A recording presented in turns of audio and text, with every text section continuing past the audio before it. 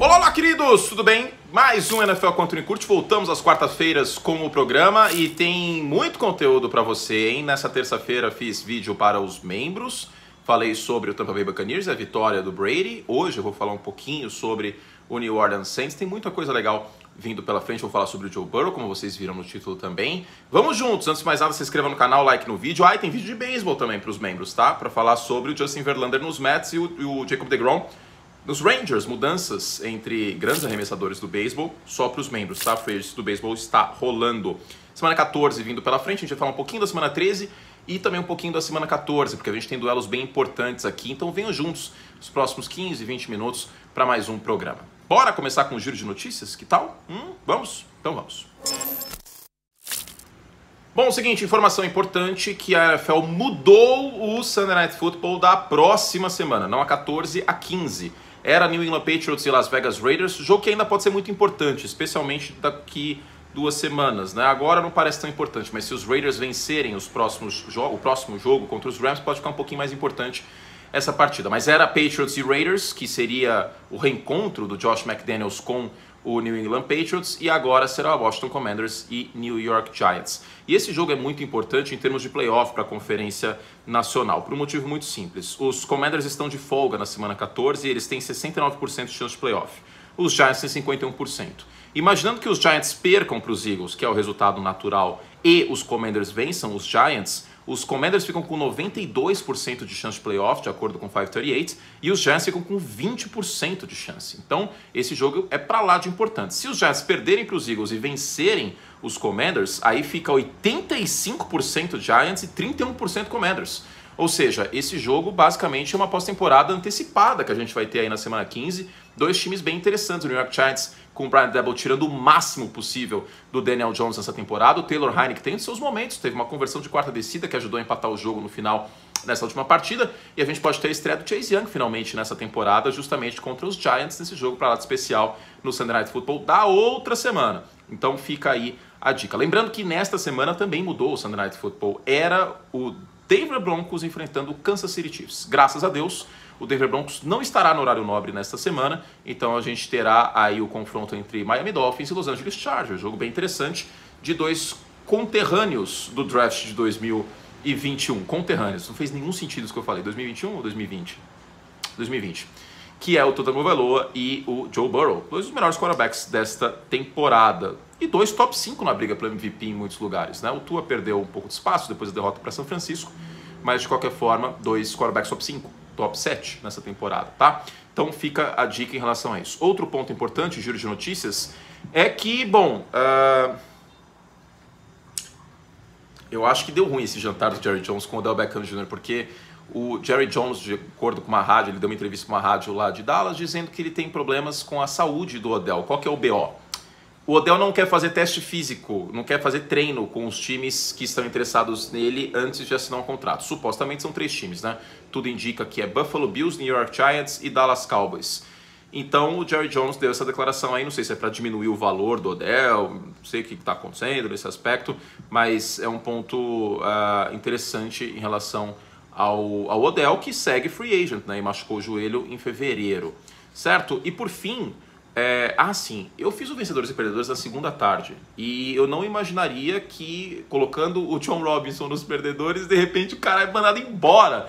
O general manager do Tennessee Titans, que deve ganhar a divisão, e ele foi mandado embora agora. Muito provavelmente porque os times, nessa altura do campeonato, eles estão pensando na off-season já, mesmo que estejam ainda na briga matematicamente pelo Super Bowl, que vá para a pós-temporada. Então, é uma demissão que vem depois de um contraste muito forte, né? 2 jogos de Tennessee com um quarterback abaixo da média, que é o Ryan Tannehill, um corpo de recebedores fragilizado, contra o Cincinnati Bengals e contra o Philadelphia Eagles. E quarterback fez muita diferença nesses 2 jogos, até porque nas últimas 4 semanas o Derrick Henry tem 3,5 jardas por carregada. Sem o Derrick Henry, o ataque de Tennessee basicamente não funciona, porque não dá para depender do Ryan Tannehill. Então o Robinson caiu nesta terça-feira. E por fim, como eu ia falar, o cenário de playoff para a semana 14. Os Vikings vencem a NFC North, a NFL soltou isso aí. Os Vikings vencem a NFC North com a vitória sobre Detroit. Os Chiefs vencem a NFC West com uma vitória sobre Denver ou seja, tem que ser essas 2 coisas. Vitória sobre Denver e uma derrota dos Chargers para os Dolphins. E os Eagles garantem uma vaga na pós-temporada com a vitória sobre os Giants. Não garantem a divisão, garantem uma vaga na pós-temporada vencendo o New York Football Giants neste domingo. Então esses são os cenários de playoff para a semana 14. Muita vaga ainda, teoricamente aberta na semana 15, semana 16 e tudo mais. Acho que a gente vai até a semana 18 com vaga aberta aí, vai ser bem interessante. Dito isso, vamos ao tema principal do vídeo, Joe Burrow. Bom, quem viu o título do vídeo pode ter pensado que foi uma grande blasfêmia, né? Afinal de contas, o Brady teve 5 minutos e conseguiu 2 passes para touchdown para vencer a partida contra New Orleans, depois de estar jogando mal, como um todo, o ataque de Tampa Bay no Monday Night Football contra o Saints. Mas, fato é que você não precisa ser idêntico a outra figura histórica da liga. O Brady é uma figura atual e histórica, é muito louco isso, para a gente poder fazer essa comparação. Eu vou dar um exemplo de um outro esporte que eu sou completamente apaixonado, que é a Fórmula 1. Existe, queira ou não, eles não são o mesmo piloto, né? Até porque em personalidade eles diferem muito em vários quesitos, mas queira ou não, a capacidade e a agressividade de ir para cima na ultrapassagem em às vezes espaços que não existem, que o Ayrton Senna teve, sempre teve, o Max Verstappen tem também. Isso aconteceu, por exemplo, agora em Interlagos, tentando passar o Hamilton. É uma ultrapassagem que talvez o Senna tentaria. Né? Então, por mais que seja diferente em vários outros aspectos, esse lembra muito, por mais que quem torça pelo Lewis Hamilton não goste de admitir isso, mas é um fato. Né? Eu torço pro Hamilton, é meu piloto preferido e eu tenho que admitir isso. Agora, tem um ponto sim em comum entre Joe Burrow e Tom Brady, porque os dois não se acovardam. É realmente impressionante o poder de decisão do Joe Burrow em momentos que ele precisa aparecer. Aí podem virar você, mas todos os grandes quarterbacks são assim. Eu fiz agora que... Quem já jogou Ace Attorney, esse jogo é maravilhoso. Não são todos os quarterbacks são assim, não. Muito pelo contrário, vocês sabem muito bem disso, né? Só que com o Joe Burrow dá pra contar. A gente sabe que vitória de quarterback, quantas vitórias o quarterback tem e tal, é uma estatística meio torta, né? Porque ela precisa de contexto e tal. Não dá pra usar ela sempre, o tempo inteiro, como se fosse um time, o quarterback. Mas o quarterback é o comandante das tropas. Então, quando você vira e fala que o Joe Burrow tem 3 vitórias e nenhuma derrota contra o Pat Mahomes, as 3 são por 3 pontos, as 3 foram conquistadas no último quarto, pesa, e pesa muito. Porque o Pat Mahomes é o líder na briga pelo MVP neste momento e é o quarterback mais talentoso da NFL. Se a gente fosse começar um time do zero, falar, você pode contratar quem você quiser, eu contrataria o Pat Mahomes. Mas, talvez a criptonita de um quarterback tão talentoso como o Mahomes seja o Joe Burrow. Como em talento, em 2004, o Peyton Manning era mais talentoso que o Tom Brady. Mas o Brady ganhava. Então, não necessariamente o quarterback mais talentoso vai ganhar todos os jogos. Assim como não necessariamente o Joe Burrow vai ganhar todos os jogos em cima do Pat Mahomes, como vem ganhando até agora. Afinal de contas, em 2006, por exemplo, o Brady venceu. Só que não, porque teve uma grande virada na Conferência Americana, no final da AFC, pelo Indianapolis Colts e pelo Peyton Manning. Agora, hoje, essa rivalidade caminha um pouco para ser nessa pegada. O quarterback mais talentoso e o quarterback com, trocadilhos à parte, olhos de tigre. Aqui, o Eye of the Tiger, que é o quarterback dos Bengals, o Joe Burrow. E a gente tem até umas estatísticas aqui para mostrar isso, entre aspas, para comprovar isso. Via ESPN Stats and Info, o Joe Burrow em último quarto em jogos de uma posse nessa temporada. 746 jardas, primeiro da NFL, e 7 touchdowns, primeiro da NFL. Os Bengals estão 8-2 desde a semana 3, depois daquele início ruim da linha ofensiva. A última interceptação do Joe Burrow em casa foi na semana 1. Lembra aquele jogo das 4 interceptações que o Minka Fitzpatrick teve uma no início do jogo, que o TJ Watt acabou com a partida na semana 1? Pra vocês terem ideia, eu não estava nem no Brasil naquela época, eu estava em Seattle, que saudade, inclusive. Ah, meu Deus, que saudade daquele lugar maravilhoso. Se já foi a Seattle, você sabe que eu tô falando, um lugar muito bonito mesmo. Mas agora deve estar frio, né? Agora não deve estar muito legal, não. De qualquer forma, é isso. Eu sei que pode ser que alguém veja esse título e só veja o título e fique bravo. Ah, o curso falando besteira. Não, mas o ponto é esse. Eles parecem nesse aspecto. Quem lidera a NFL em passe para touchdown no último quarto neste ano? O Joe Burrow. São quase 20 passes para touchdown desde o início do ano passado, contando pós-temporada. Então, é realmente, isso só no último quarto, é realmente impressionante como o Joe Burrow não sente jogos grandes. Ele gosta de jogos grandes. E o Cincinnati Bengals está crescendo de novo na hora certa. Os Bengals estão crescendo em dezembro. Os Ravens no momento ruim, com Lamar Jackson podendo perder de 1 a 3 semanas.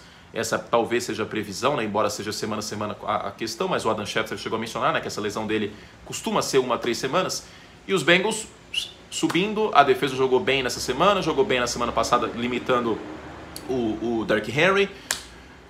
Esse Joe Burrow é diferente. Esse Joe Burrow é muito diferente. E é realmente um prazer ver um cara como esse jogar. Ele pode não ser o mais talentoso, Mas quando o bicho pega, ele não foge não. Bom, Brasil, vamos seguir aqui, que a gente começa a falar um pouco sobre pós-temporada. Seguinte, eu já falei de Commanders e Giants, sobre a chance de playoff, e tem dois times que eu acho que estão passando um pouquinho abaixo do radar em termos de playoff, que as pessoas já estão desconsiderando 100%, e não é bem assim. O Detroit Lions, neste momento, pelo 538, tem 8% de chance de pós-temporada. É pouco. Os Lions, porém, se vencerem Minnesota, New York Jets, Carolina Panthers, ou seja, 3 vitórias seguidas até a semana 16, e os Chicago Bears, dá para imaginar, assim, seria uma sequência formidável, o ataque tá clicando agora, eu não consigo confiar nisso, tá? Mas é algo que a gente não pode descartar. Eles ficariam com 9-7 e 55% de chance de pós-temporada.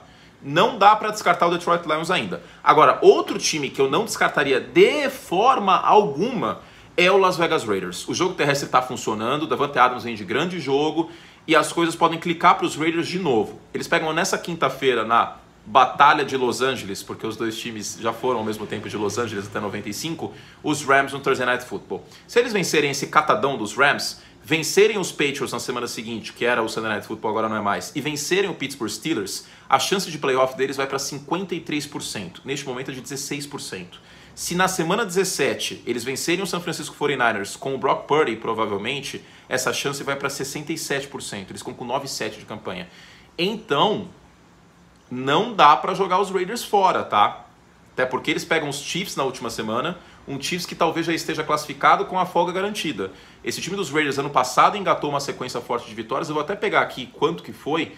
Eles entraram na pós-temporada, perderam para os Bengals, que foram campeões da Conferência Americana, embora tenham sido valentes, né, levaram o jogo para o último quarto, mas no ano passado, o Las Vegas Raiders, ele começou muito mal, começou bem a temporada com 3-0, teve aquela vitória contra Miami, contra Baltimore, aí eles tiveram 1, 2, 3, 4, 5 derrotas e uma vitória entre novembro e início de dezembro, e venceram os últimos 4 jogos da temporada, venceram Cleveland, Denver, Indianapolis e Los Angeles. Dá pra imaginar isso de novo, hein? Não vamos jogar o Reidão fora não, tá? Porque os Raiders, eles ainda, parece que não, mas eles ainda estão na briga, certo? Bom, vamos seguir. Questão histórica. A gente tem, eu não vou conseguir não falar sobre isso. Eu peço desculpas a vocês que vão ser martelados por essa história. Mas nós temos um duelo entre Tampa Bay Buccaneers e San Francisco 49ers em São Francisco nesse final de semana. E para qual time Tom Brady torcia quando criança? San Francisco 49ers! Aê! Mas eu não vou falar explicitamente sobre isso. Eu vou lembrar a vocês que o Brady esteve presente talvez na maior jogada da história da NFL. Para muitos é a recepção imaculada pelos Steelers, o Franco Harris na década de 70, que deu a ignição da dinastia dos Steelers. Para mim é esta, porque esta significa duas coisas. Significa o fim da dinastia dos Cowboys dos anos 70 e o início da dinastia dos 49ers dos anos 80, que é, para mim, a minha jogada preferida. Tem até um mini pôster dela aqui em casa, que é The Catch, que é uma recepção do Dwight Clark no fundo da endzone, numa bola que o Joe Montana sai pela direita no pocket, lança muito alto, parece que ele está isolando, mas no final das contas o Dwight Clark pega essa bola. É o início da dinastia dos 49ers, porque eles vencem a final da Conferência Nacional, depois jogam contra Cincinnati no Super Bowl, e é o primeiro título de 5 que São Francisco conquistou, os 3 primeiros com o Bill Walsh, que é o meu treinador preferido no lado ofensivo da bola. Para quem quiser saber, o treinador preferido no lado defensivo é o Bill Belichick, mas vocês já sabiam, certo? Então esse é um pequeno momento histórico, que o Brady volta, embora não ao mesmo estádio, mas a região onde ele cresceu. Ele nasceu em San Mateo no dia 3 de agosto de 1977.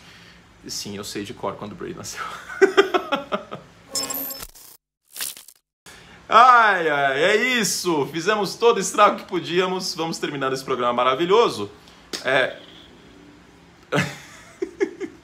Antes de mais nada, se inscrevam aí no canal, like no vídeo. Para mais conteúdo, Like Plus, tem muita coisa legal. Falei sobre o Brady, sobre a virada dos Bucks em vídeo que eu fiz para os membros na segunda. Teve Exagero ou Fato mais cedo hoje. Um monte de conteúdo vindo pela frente, tá? Vamos que vamos e rumo aos playoffs da NFL. Beijo carinhoso, que você tenha um ótimo resto de dia. Tchau!